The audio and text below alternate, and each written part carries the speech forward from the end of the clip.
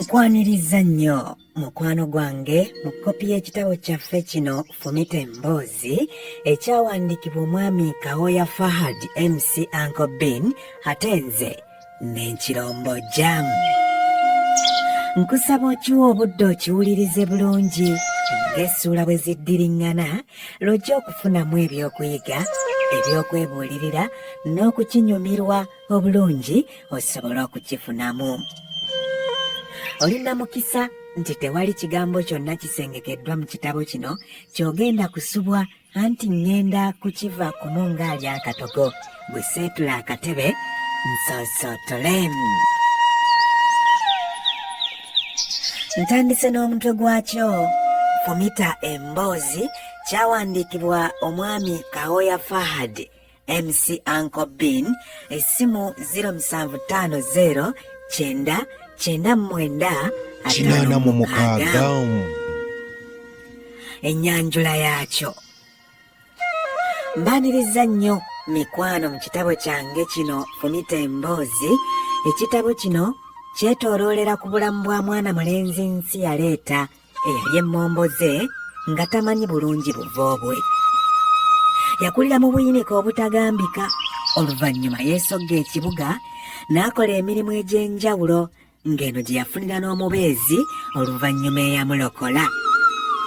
Ng'agundidde ku kibuga yakola ekkanisa n'etutumuka nnyo, wabula n'agwa mu mukwano n'emu ku ndiga ye gye yali asumba. Amaka ge agaali gatebengedde ne gasattulukuka. Ekiseera bwe kyagenda kiyitawo, ebintu byonna bye yali akoze byagenda bisereba mpola mpola olw'empisa z'omugole ezaali zikambira, kyokka n'atamuzaalira na mwana. Ku nkomerero ne yejjusa ne yeetondera mukyala mukulu. Luno lwe lufulumya lw'ekitabo kino olusoose, era obwannannyini bwakyo buli ku bibegabega byange. Tewali muntu oba ekitongole abakkiriza okucupula oba okukozesa obubaka obuli mu kitabo kino mu ngeri ey'ekyettunzi nga tebafunye lukusa okuva ku nze mwene. Amannya g'abantu aganokoddwayo mu kwebaza kwange tegavunaanyizibwa ku nsobi yonna singa ebeerabikidde mu kitabo kino. Buvunaanyizibwa bwonna buli ku bibegabega byange, bwe kityo bwe wabaawo okuwabula kwonna nkwaniriza n'amaddu. Ekitabo kino kirimu essuula 6 era gye kiwunzikira nnyinnyonnyodde amakulu g'ebimu ku bigambo ebiyinza okulabika ng'ebikalubo eri abasomi bange ebikozeseddwa mu kukiwandiika. Neetondera yenna anaawulira ng'akoseddwa obubaka obukirimu, era nnyaniriza okusiima kw'omuntu yenna anaanyumirwa emboozi gye nsoosootodde. Mbaagaliza okukisoma obulungi mukinyumirwe, saako n'okufunamu ebyokuyiga ebikifumbekeddemu. Mukama abampeere bye munjagaliza. Ssaabasajja Kabaka awangaale. Kawoya Fahad MC Uncle Ben 2023. Okwebaza.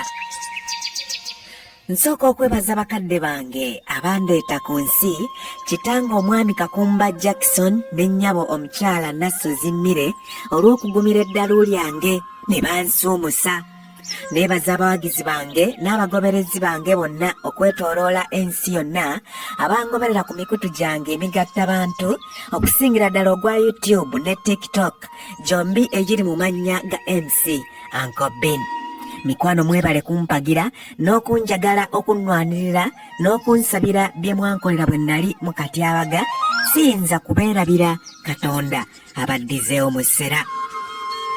Neebaza nnyo mikwano gyange omwami Sserwanja Julius Saabazonto, omwami Mbabaali Marcel Giant Zonto, Anna Femero Zonto, abaabi Zonto Comedy olw'okunnyamba ne mwongera okunnyunga ku bawagizi bange abeetoolodde ensi yonna. Selector Williams, Faith, Nalubega Juliet, Stanley Ndawula, Madamu Robina, Jajjange omulongo Nakato Bassa, omuzira mu bazira era omutontomi Maseruka Steven ne Jajjange ow'essiga Mwensibuka. Mu ngeri ey'enjawulo kansembyeyo okwebaza ennyo abakugu abannyambye okukuba ekitabo kino mu kyapa abanyambye okusengejja olulimi n'ennonda y'ebigambo byenkozesezza. Nsiimidde ddala Allah abanjagalire. Kati kanfumite emboozi n'obutono bwonna tubuggyewo. Essuula esooka. Mikwano gyange tutandise essuula esooka. Essuula esooka eyitibwa Nsiyaleeta. Mu kuzaalibwa kwe Nsiyaleeta yasisinkana okusoomoozebwa kungi, anti obulamu bwe bwekiikamu emiziziko egiwerera ddala ne kireetera abantu ku kyalo Mpiringisa Bikongoliro okumusaasiranga ennyo. Mpiringisa Bikongoliro kyalo ekisangibwa mu muluka gw'Ebbinikira mu ggombolola y'e Buwaali. Obuzaale bwe butankanibwa, engeri gye yali emmombo ze, yakulira mu maka g'abazirakisa abaamulonda mu Kaganatyaba akaali ku nkomerero ya Buwaali. Oluvannyuma lwa ppereketya w'omusana eyali azuukusa ne kaweeku eggangu eyayita ebiro ebyo n'aleeta enjala gw'omuwadde akatebe. Okusinziira ku baamwola, kitaawe asuubirwa okuba omupakasi eyayisereranga ente z'omu kigo ku Buwaali, ate abandi bagamba nti kitaawe yandiba yali muzibuzzi n'asengulwa mukokota w'enjala Kiryankondwe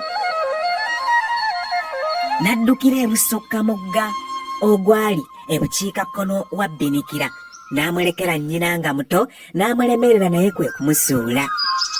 Nsiyaleeta kaavugga kalenzi ka mampaati, akajagujagu akayogera nga kasabuliza nga kalimu n'ekinnyindwa. Ng'abaana abalala bonna abakula, Nsiyaleeta yanyumirwa nnyo okutambula nga tayambadde ssaati, wabula kye saategeera oba yali akigenderedde ng'akyagala oba ebyokwambala by'ataalina engeri gye yali emmomboze. Awo ggwe nange mu mizannyo gye yanyumirwanga, Ssekitulege teyabulangamu okuzannyisa emiggo, okwebiriga, gogolo, enkuyo, semufu. Mpozzi mu byokulya yawoomerwanga nnyo okunuuna ebifenensi ebya sserebera. Omuze ogwasinga okumusumbuwa mu buto bwe teyayawukana nnyo ku baana balala, anti y'enkuba eyamukyaliranga buli kiro kuba yatuuka kuweza myaka 10 ng'azuukuka ali mu bitaba. Nategeezebwa nti yamuvumula omuze guno ye mukadde Seforoza eyali muliraanwa waabwe ow'omu Ddembo, eyamuliisa ennyanyagize n'alekayo okutobya ebikunta. Mpozzi kye yasigaza okuva ku olwo yatandika okwogerera mu malagolago agaagaanira ddala okumuvaamu, anti bwe yabanga ayogera ng'oyinza okulowooza musaakaavu.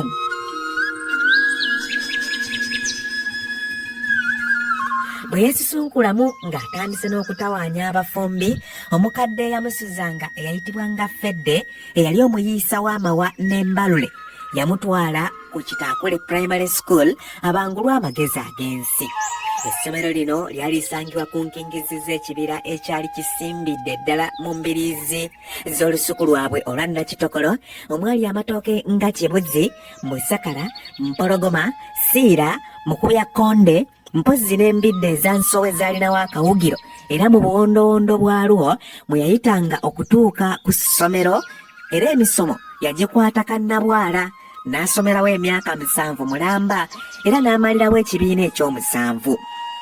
Oluwummulo olwatandika nga bw'alinda ebinaava mu bigezo olw'obujagujagu bwe n'obukalabakalaba, yayiga okufulumya n'okuyiisa amatoffaali. Okwo yagattako n'okujjira essubi lye yaguzanga Siyoni eyali omukomesi w'enju z'ekisuuwa Kayingo. Nsiyaleeta engeri gye yali atandise okukwata ku nsimbi ebyava mu bigezo byagenda okukomawo yeerema okweyongerayo mu sekendule. Newankubadde ebigezo yali abiyise bw'atyo, mukadde Fedde yagezaako okumwekubako yeyongereyo asome, wabula ng'afuuyira ndiga mulere.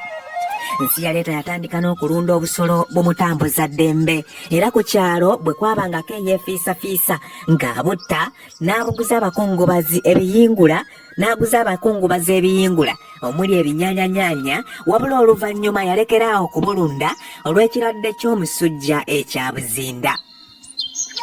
Nga waakayita emyaka ng'ebiri ng'akyakakkalabya omulimu gwe ogw'okuyisa amatoffaali n'okujjira essubi, ekifiini kyamukeera. bwe yavumbika ekyokero ekyalimu amatoffaali omutwalo mulamba gonna ne gakona. Mu ddaaza lye limu aba agenza okujjira essubi akayuuya ne kawaba mu butanwa ne kamubaaga olubuto lw'entumbwe era y'enkovu gy'alabako kati. Ebyokukola byamutama n'asaba mukadde Fedda amuddiremu addemu amuweerere yeeyongereyo mu siniya, wabula olw'okuba mukazi wattu ensimbi zaali zitandise okumwekubya empi okusaba kw'omulenzi tekwakkirizibwa. Nzijukira olumu oluwandagirize lw'enkuba lwali lufuuyirira awo mu budde obw'amayingira nkoko nsi yaleeta aba atudde mu ddumbiizi ng'akutte akati ke yeeyambisanga okuzannya ssekkitulege. Omukadde Fedde aba amuyitako ng'ava okwanula olukangagga lw'ataba olw'enkuba eyali ebindabinda. Akati omulenzi ke yali akutte ne kamutegula ne yeerindiggula ennume y'ekigwo va omwangwe ku ddimwa. Omulenzi mu kifo ky'okusaasira mukazi mukulu yabwatuka bubwatusi n'aseka bakyenjebula ng'alaba Fedde ava ebiyengeyenge. Omukadde olwafunamu ageekakaba yasituka n'amugamba, "Sheka nnyo sseboyo, yongera, shekera ddala." Okutemya n'okuzibula n'awamatulayo bawala essanvu ya bba eyali eterekeddwa mu ateenenya n'agimuwumiriza ku ndagolago nga bw'amugamba nti, "Nakati ddamu osheke." Nsi yaleeta amutemyako yali talinda wa mbazzi. Obwangu bwe yakozesa n'awatuufu we yayita okwemulula afulume tewali yamanya. Era olwetakkuluza n'afuluma. Teyaddira ddala kusula mu nju n'abulira ddala ekiro ekyo baakeera kumuwenja ku mpiringisa bikongoliro kwonna n'abulira ddala baddamu okuwulira ebimukwatako nga wakayita amazooba 6 nga yatuuka dda ku kibuga. Mbaakulimbye bwe nkugamba nti mmanyi engeri awatuufu gye yatuukamu ku kibuga, wabula omutongole yali yakazibwako eryabwa ddiba engeri gye yali omusuubuzi w'amaliba g'ente ng'ate n'obuuso bwe butono ng'obutuli bw'eddiba.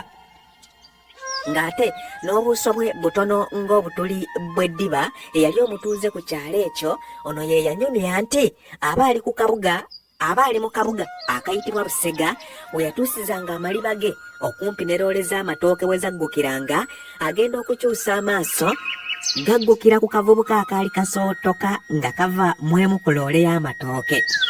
Kaali katambula kaziinyuuka buziinyuusi olw'envunza ezaali zikabeteggeza. Kaali kambadde sserwale wa kinu eyali mu langi eya kaki n'akafulaana akaali mu langi eya kikuusikuusi nga kizibu okutegeera nti yali njeru. Mu bigere kaali kanaanisemu ebiraata ebyali tebifaanagana mu langi n'ekikula nga wamma n'olubuto lukali ku mugongo ekyali kyoleka nti enjala yali ekasiiyiika. Engeri Fedda gye yali muyiisa ku kyalo ate nga bwaddiba waddanga mulungi, yayanguyirwa okumanya akavubuka kano anti yagendanga ewaabwe kukongojja omumbejja Namaalwa. Wano ekirowoozo we yakifunira ekikabuuza gye kaali kalaga ng'alinda nti bwe kamugamba nti kabuze ng'akazzaayo ewaabwe waako. Nsi yaleeta olwakuba eriiso ku bwaddiba yassaako obusaka kokulatondeka nnyuma, bw'atyo ne bwaddiba olwadda ku mpiringisa bikongoliro ng'abitegeeza Fedde. Ezinunula omunaku nga baazitunga kiro. Nsi yaleeta yasooka kukaluubirirwa nnyo bwe yatuuka ku kibuga, era olumu obudde olwawungeeranga nga yeekukuutiriza mu kirabo kya mmere ekyali e Busega, nennyini kyo teyali mubi bwe yamusaba amuwe omulimu ogw'okwozanga ebintu ebiyiriddwamu ogwandibadde ng'omusaala amuwengamu ekidde awatali ggumba, kw'ossa n'okumukkiriza ayegekenga olubalwe mu kirabo kino ekiro ng'abali baabuse, bambi n'amukkiriza. Mu kiseera kino yali asuumuse ng'afuukidde ddala envubuka embula kalevu, wamma nga n'effuba litandise okumwagaagala. Olw'obukalabakalaba n'okwagala okugula obuganzi, yakuŋŋaanyanga ebiwata n'abiterekera ng'omwami yalirangawo ekisalabudde buli lunaku, ng'ono yeenyumyangako nnyo nga bw'ali omulunzi w'ente atawunyikamu. Wabula kyategerekeka luvannyuma nti n'ente tezaaliyo, yayogeranga ayagala kusendasenda byana biwala bye yasanganga mu kifo kino. Nsi yaleeta ebiwata yabimuwa enfunda eziwera, era kino kyamufuula muganzi eri omusajja ono. kuba ne bwe yagulanga emmere y'ekisalabudde nga tasobola kugirya n'agimalawo nga tamuwaddeeko, anti kasajja kattu nako kaali keesensebula dda gy'ali ne kamulojjera ennaku eyakaliko nga bwe yali enza lumonde. Omusajja ono yakwatibwako nnyo embeera ensi yaleeta gye yali ayitamu, naye n'amwegomba olw'obukozi n'obutetenkanya mu mirimu gy'awaka ng'okufumba, okwoza ebintu n'okwaniriza abagenyi. Ekyaddirira yamwogereza n'amupasula ayambe ku mukyala we emirimu gy'awaka, engeri gye yali omuzito ng'asulirirwa. Nsi yaleeta yabukalira ddala mu maka muli, anti buli kyassava kyaliwo nga n'ensaka y'ekitoobero emuwoomera lutali luno, wamma ng'ali mu kintu. Yakuŋŋaanya ensimbi ezaamusasulwanga ku buli lwawangu olwasembanga mu mwezi, era emyezi 5 egyasooka ensimbi ze yazisimira ekinnya aw'okuzikukuliranga emabbali w'enju y'ekiwowongole, n'aziterekanga omwo n'abikkako eddebe n'ettaka enkuba ereme kuzitobya. Wabula olumu agenda okuddayo akebere ku kavuuwe, yasanga eddebe liggiddwako nga balinyugunyiza ddeeri. Kino kyamulemera ddala okutegeera ani yali amulinnya akagere. Yayongobera olw'amaanyi ge ag'emyezi 5 okufa ttogge, kye yakola ng'atungisa nsawo ku sseruwale ye ng'atandika kuyitanga nansimbi ze buli we yaddanga. Ng'awezezza emyaka 2 mu bwayaaya nga n'akasente awezezzaawo yasaba mukama we amukkiriza amusiibule agende yeetandikirewo omulimu gw'obutembeeyi ogwali gumubaliddwa mukwano gwe Pasco eyabeeranga ku kyalo Kazo, ng'oluusi yateranga okujja n'alaba ku booluganda lwe abaali baliraanwa bawe yakoleranga obwayaaya. Olw'okuba yali muwulize, mukama we yanyolwa nnyo bwe yawulira nti ayagala kumuviira, wabula olw'obutayagala kukimulaga yamukkiriza, n'omulenzi teyasibamu nga yejjawo. Mu kusiibula yatuukira mu kazigo ka Pasco e Kazo, ne batandika okubeera bonna nga bw'amuyigiriza obutembeeyi. Mu bintu bye yatandikirako okutembeeya mwalimu entanyoomwa, enkampa, emiwanzi, obufuukende, tamusiya, enkoba z'abasajja ez'omu biwato, obufulaano n'ebirala. Ono teyabandaala nnyo mu butembeeyi bwa lejjalejja kuba yabumalamu emyezi nga 6, nga n'olw'empiringisa bikongolero lumuweddemu ayingiddemu lunnakibuga n'afuna omudaala mu katale k'e Kasubi. Akadaala ke yakatonaatona mu ngeri y'okusikiriza abaguzi, n'ayongeramu ne ku bintu okugatta ku bye yalina, wabula ng'atunuulira nnyo by'alaba nga bijja kukola nga kasenda baguzi. Ekiseera ekyo yali lwadagada lwa muvubuka ng'alina emba ensonookerevu, enviiri ez'akakupe, eyakubanga akakindo mu ssaati ye ey'emikono emiwanvu ng'eri mu yangi yakayange n'empale ey'effulungu. Mu bigere yali anaaniseemu engatto zimuvubuka agunjuse ng'ate yeekubye ne kalifuuwa okwewala okuwunya olutunkutunku olw'omusana ogwattunkiranga mu kadaala ke.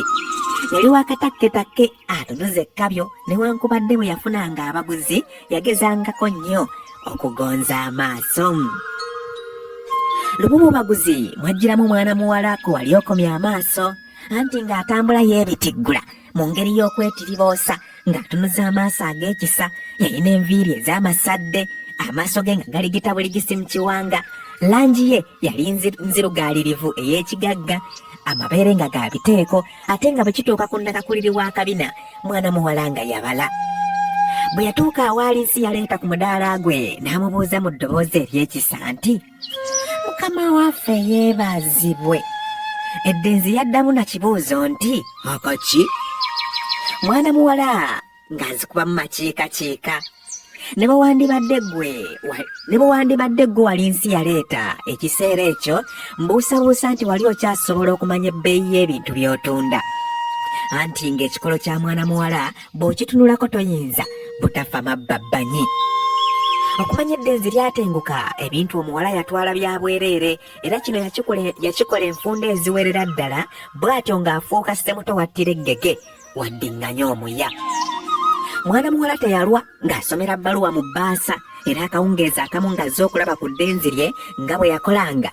Yali saba nti ku lunaku lwa Ssekukkulu olwali lubuzaayo ennaku 2 lutuuke, nti akkirize amutwaleko mu sineema kamuwummuze ku birowoozo n'amaaso galabe ku bintu ebipya. engeri nsi yaleeta gye kyali nti si yali agenda okusasula teyasibamu, yakkiriza anti ne ku olwo yali si waakukola. Mu kusooka musajja wattu yasooka n'alowooza nti bamugamba kumutwala mu sineema zino ez'ensi ezettanirwa ennyo abavubuka, wabula kyamubuukako nga Ssekukkulu olwatuuka akawungeezi nga Kabiitewe amutwala mu kkanisa eyayitibwanga Watontoma ewaali wagenda okulagirwa sineema ezikwata ku mmere ey'omwoyo. Sineema teyabandaala ng'etandika, era bano baatuula bombiriri nga baliraanaganye, wamma ng'amaaso n'emyoyo gyabwe bitandika kulya.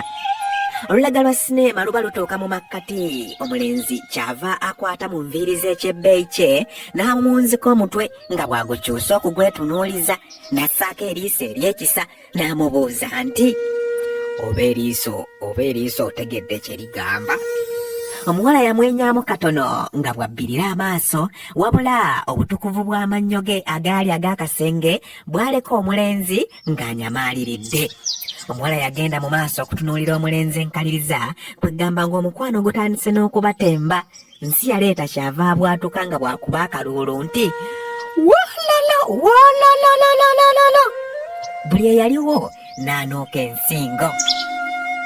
Munnange sineema olwaggwa ebyaddirira saabimanya, akageri obudde gye bwali bumaze okuggwako ensonyi. Nga wayiseewo dimansi nga 2 ng'omuwala azzeeyo ewaabwe ku kyalo Butembe ekyasangibwanga ejjinja, anti ku kibuga yali azze kulya nnaku nkulu ewa ssengaawe eyabeeranga e Kawempe mu Kisowera zone. Yalinga omuwendule, sinakindi gwe baliisizza akabagulo, anti omutima gwasigala ku mulenzi, era akageri gye yali akyawumuddemu ebyokusoma yazingula buzinguzi ng'akyusa kudda ku kibuga asanga eddenzi. Mu kukomawo yadda n'ensawo y'enkwatwa baloodi mwe yali akapisa engoye eziweerera ddala okusingira ddala obukumpulira, ng'obumu buliko n'essaaliza. Emmere enfumba ey'embooli, akamuli ka looza, amapeera, empiinamuti, obukansokanso, amatugunda n'essaati ey'ekisajja yali ey'emikono emiwanvu ng'eri mu langi ya bbululu omukwafu gye yali agenda okutonera Kabiitewe. Engeri gye yasimbulayo mu ttuntu mu kibuga yatuuka obudde bumenyese, era yatuukira wa Paasika ekazo nsi yaleeta gye yabeeranga, yasanga oluggi luggaddwawo mwogo kyokka nga munda temuli muntu. Bw'atyo yayingira n'awummuzaawo entanda gye yali azze nayo, okuggyako yaggyamu akamuli ka looza n'agenda nako ekasubi akakwanga ensi yaleeta Kabiitewe. Engeri obudde gye bwali bumaze okumenyeka yatuuka ku mulenzi essaawa ng'emu ey'akawungeezi, olwasimbagana amaaso nga beenywegera ng'eno bw'amuwa akalabo k'akamuli ke yali amuleetedde, wamma ng'essanyu lijjula okubatta. Omulenzi teyattanca kulinza ggulo, bw'atyo teyalonzalonza nga nnyuka nga badda waka. Evvubuka lyadda eka nga lyesunga mu ngeri ya ne bwe siikoze naawuuta. Wabula ebyembi okutuuka awaka nga Pasco alese ategeezezzaako muliraanwa nga bw'afiiriddwa era ng'agenze mu kyalo. Kyokka olw'enkyukwu ey'okufiirwa ng'ekisumuluzo yeerabidde okukireka wansi w'effunfugu eryabeeranga ku lusebenju nga bwe baakolanga. Wano nga ne bwe bamusajja lugoojamye oluma n'ogw'engulu n'osunda n'ag'omu buto, ensolo ereme kubuuka mu kitimba. Bw'atyo n'ensi yaleeta yalinamu akasente ke yali atunzeemu enkampa kw'olwo kufulu yamenyamenye ng'agula mpya, wamma nga beefubitika nju nga zidde okunywa. Nkizuula luvannyuma nti omuwala agenda okuva ejjinja akomewo okusisinkana munne ng'atandiikirizza okusesema, okwenosola mu byokulya ne kammunguluza okumukuba kye baategeera oluvannyuma ng'agenze mu ddwaliro ne bakamutema nti yasoba. Mu kiseera kino we nafunira amaanyi ageefumintiriza ku biki ebyaliwo mu kiro ky'olwa Ssekukkulu nga bavudde mu sineema. Omuwala yagalamira ku misambi by'omulenzi mu ddoboozi ery'eggoowo n'amuwa ekirowoozo bafune akazigo akaabwe beetongole.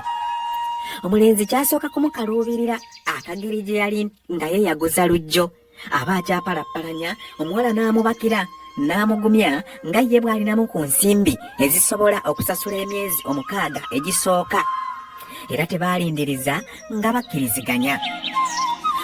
Akeetegeekerero kaatandika nga bagula bintu bitandikibwako mu nju, gamba nga omufaliso, akatebe kamwasajjute, ebibya, ebikopo, entamu n'ebintu ebirala ebitonotono eby'okubanga amaka bwe batyo nga bafuna kazigo ebwayiise.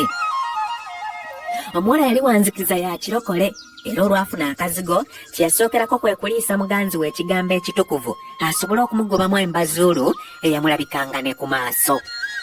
Omuvubuka teyalinda muwala kujuliza nnyiriri nnyingi n'amuli ekimuli ng'amukakasa nga ye bwe yalokokera mu sineema gye baalaba ku Ssekukkulu mu kkanisa ya Watontoma.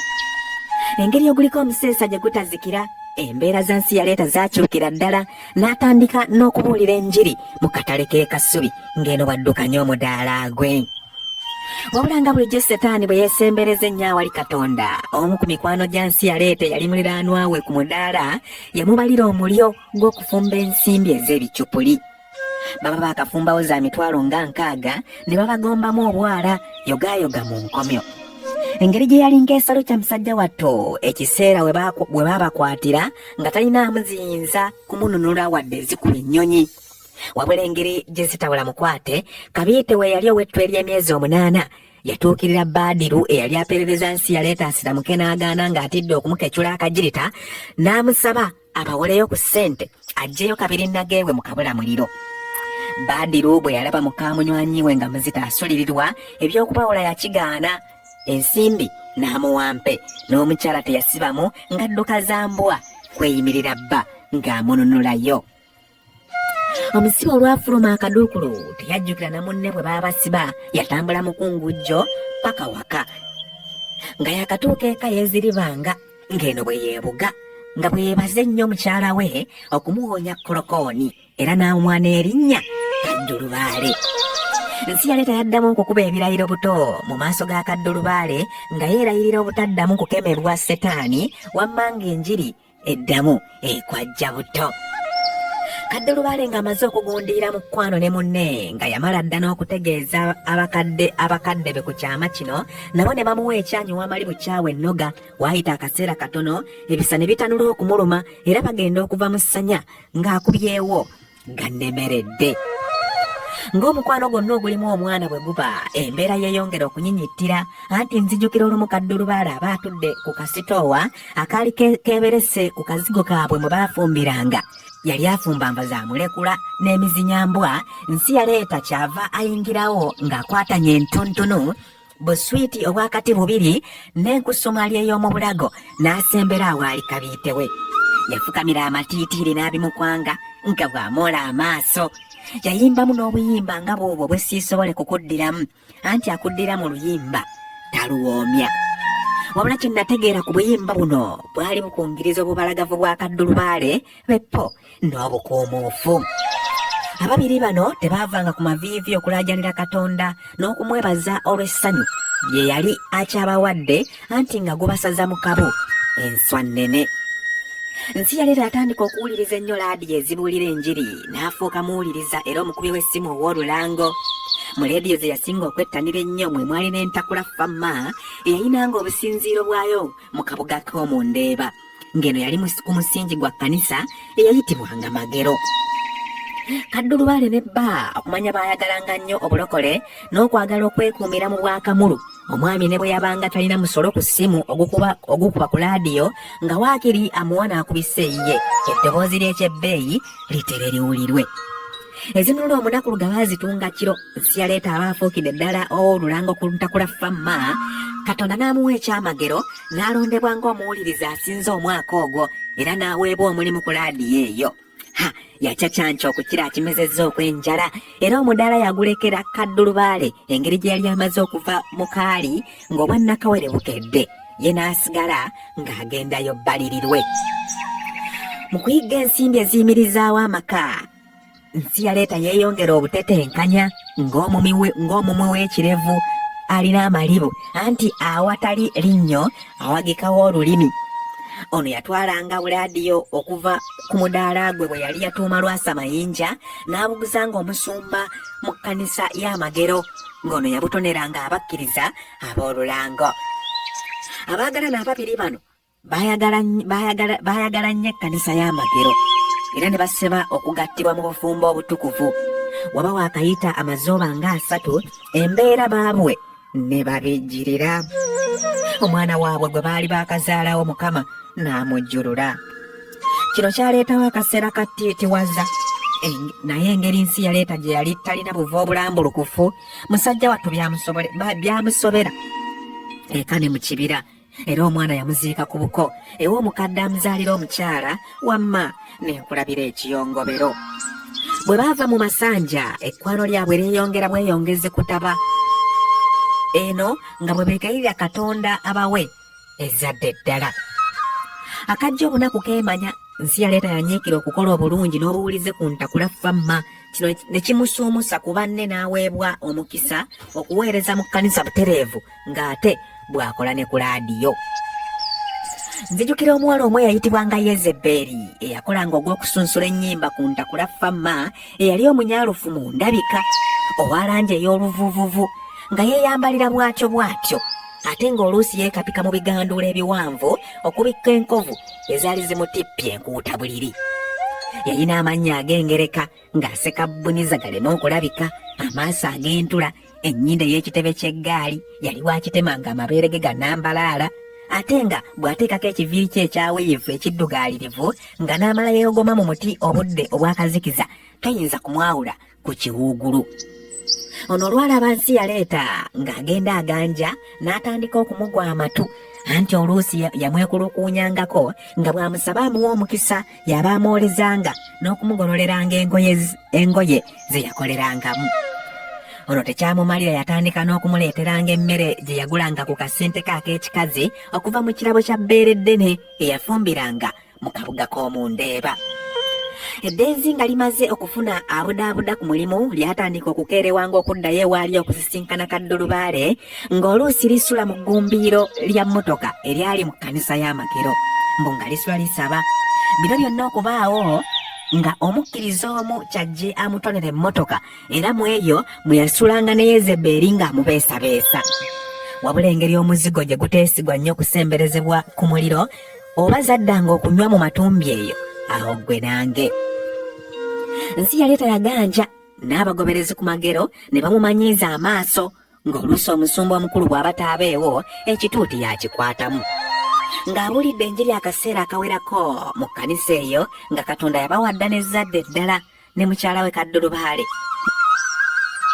Bw'aba yeebase obugulebe mu mattansejjere n'ebiseera byali by'amasumi, eddoboozi erimujjiranga ekirooto oluvannyuma kye yategeeza nti yali mwoyo nga yamukyalidde. Eddoboozi lyamugamba nti, "Golokoka, golokoka, zuukuka oyingire ekibuga osabire abalokole n'abo abatali balokole." Ekirooto kyasooka kumutiisa olw'obugazi bwakyo, obudde olwavaako eddiba ng'akirootolera mukyala we ne kibalema okutaputa obulungi amakulu ag'omunda agaali gakifumbekeddemu.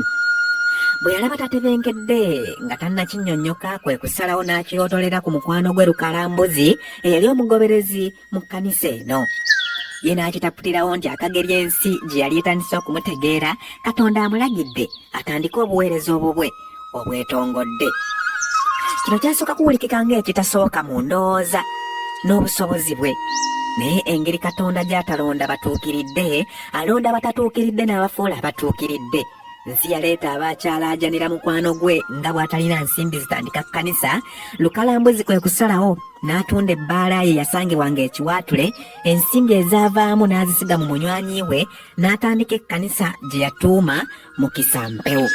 Bw'atyo nsi yaleeta bwe yafuuka omusumba eyeetongodde. Obadde muwuliriza mulungi nnyo mukwano gwange. Essula yaffe esooka nsi yaleeta awo weewunzikidde weekomye. Kansubire nti ekuwoomedde, nkusaba weefumiintirize ku bubaka obugirimu tunyumirwe ng'ate bwe tuyiga. Nzikiriza nkome wano ku mulundi guno. Tusisinkane olundi mu ssuula yaffe ey'okubiri eyitibwa Lubaale ku Musumba. Mukama abanjagalire.